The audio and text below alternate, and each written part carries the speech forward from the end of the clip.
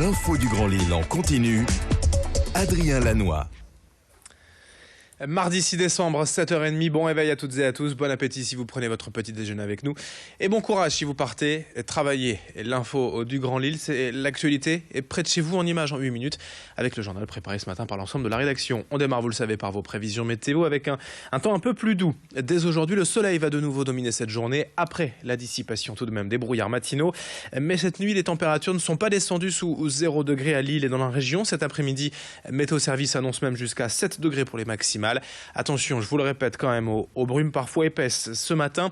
Après cela, le soleil est annoncé toute la journée. Prévision météo complète après ce journal. L'info au trafic également en direct, en temps réel ce matin, comme d'habitude. Ça s'annonce compliqué sur la 25 et la RN 41, sur la 1, la 23, la rocade nord-ouest également. Il y avait ce matin 2 accidents à hauteur d'Anglo sur la 25 et de la Pilaterie sur la 22. 2 accrochages sans conséquences désormais terminés, mais soyez quand même très prudents et patients au volant. À la une de ce journal, on part d'abord à Bézieux où les habitants se mobilisent actuellement pour dénoncer la dangerosité d'une route dans le centre-ville. En cause sur tous les poids lourds empruntant un sens interdit aux camions de plus de 3,5 tonnes pour rejoindre l'autoroute A27. Bien souvent, selon les riverains, si un autre camion arrive en face, la rue est bloquée et c'est la pagaille dans le centre-ville. Autre motif de plainte pour les habitants, l'absence de passage piéton près du feu de signalisation et un risque évident pour les piétons. Les riverains dénoncent par ailleurs le manque d'action des gendarmes dans le secteur, trop occupés selon eux par la frontière belge toute proche.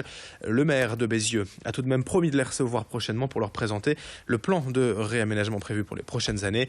Explication au micro de Clotilde Le Guévac. Alors vous voyez effectivement un camion qui emprunte un sens interdit sans aucune difficulté.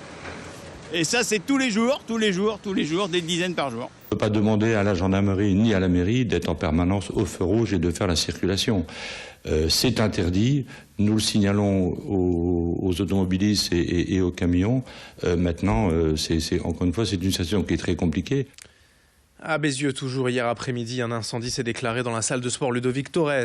Une 50aine de pompiers ont été mobilisés et les enfants de l'école primaire à proximité ont dû rester confinés le temps de l'intervention. Aucune victime, tout de même pas de blessés à déplorer. Autre image dans l'actualité, la visite hier à Lille à Euratechnologies et de Jean-Marc Ayrault, l'ancien Premier ministre et actuel ministre des Affaires étrangères, est notamment venu visiter avec Martine Aubry le symbole de l'innovation et de la technologie nordiste. La visite de Jean-Marc Ayrault avait tout de même l'air d'une vraie rencontre politique à propos de l'avenir du Parti socialiste en vue des primaires et de la présidentielle. Nul doute que le renoncement de François Hollande et la candidature de Manuel Valls ont été évoqués. Jean-Marc Ayrault et Martine Aubry sont encore aujourd'hui 2 personnalités majeures du PS et leur avis devrait compter dans les semaines à venir. On écoute d'ailleurs la maire de Lille, Martine Aubry, à ce propos, à propos des primaires au micro de la gauche, dans le cœur de la gauche, c'est-à-dire pas des gens qui sont passés ailleurs, ou des gens qui n'ont pas envie de gouverner, des gens qui ont envie vraiment de changer, qui croient toujours au progrès économique, social, demain écologique, qui croient aussi à la place de la France dans le monde, ce que fait Jean-Marc aujourd'hui à la suite de Laurent Fabius. Et bien pour ça, il faut effectivement un candidat de gauche qui permette cela. Vous en l'occurrence ? Écoutez, moi j'ai déjà répondu depuis 6 mois, donc je n'ai pas changé d'avis, pas moi, mais je serai présente pour soutenir un candidat qui représente le cœur des valeurs du Parti socialiste. Voilà. C'est Manuel Valls. C'est Manuel Valls qui est... Écoutez, ce n'est pas évident, on va voir. Hein. Visite.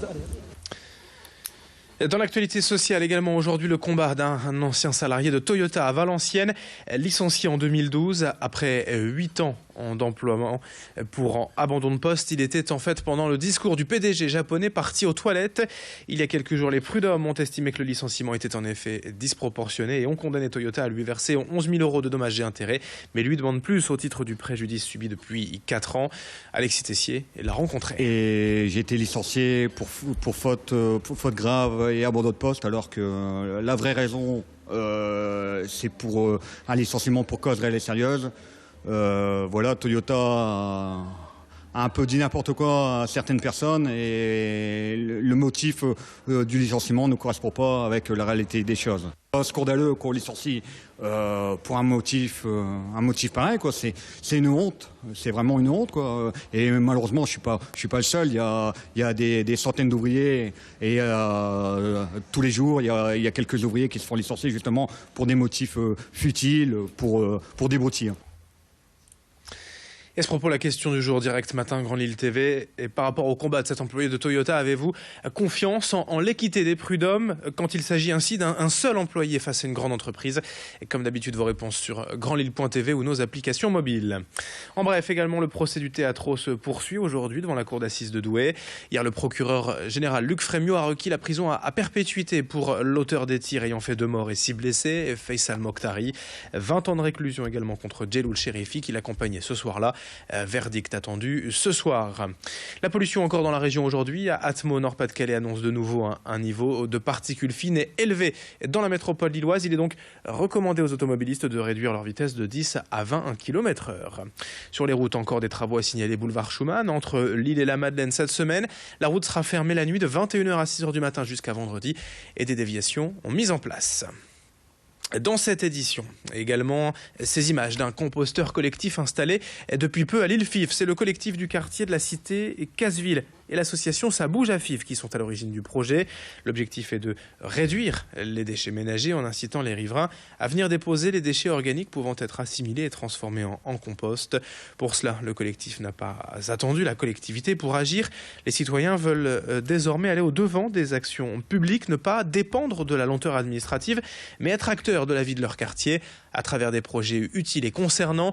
Sébastien Duhem, président du conseil de quartier de Fif, nous présente ce projet au micro de Xavier Silly. Avant tout, qu'est-ce qu'il y a dans un composteur? La vie, à l'intérieur, mais aussi autour. C'est de se réunir collectivement autour d'un projet environnemental et citoyen. Ça rentre pleinement aussi dans cette ambition que nous avons de mélanger les populations sur les différents territoires et qu'ils prennent eux-mêmes l'espace public qui est le leur. Voilà, qui se réapproprie cet espace public par justement, on fait son compost, on bêche. Aujourd'hui, le citoyen ne se demande pas ce que la collectivité doit faire pour lui, mais il fait avec la collectivité et il se prend en main, même potentiellement sans la collectivité, pour se réapproprier l'espace public dans le respect de la loi, bien entendu.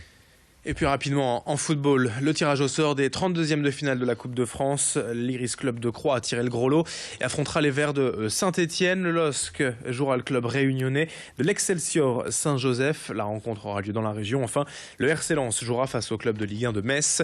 Match programmé les 7 et 8 janvier prochains. 7h37 pour l'instant. On est en direct et on enchaîne dans un instant avec vos prévisions météo et l'infotrafic. Merci de votre fidélité sur Grand Lille TV.